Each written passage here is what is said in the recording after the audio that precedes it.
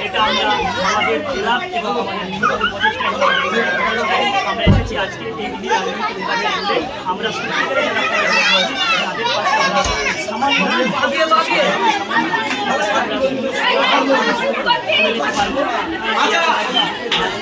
যারা দেখবে তাদের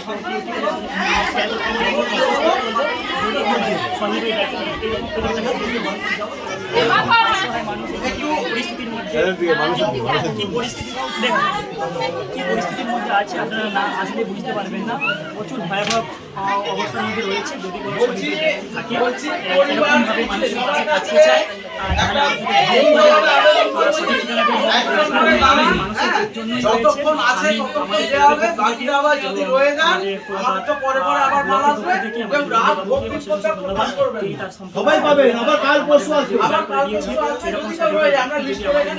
আসে আমরা তাদের কাছে খুব কৃতজ্ঞ মানুষের ভালোবাসা এবং আশীর্বাদ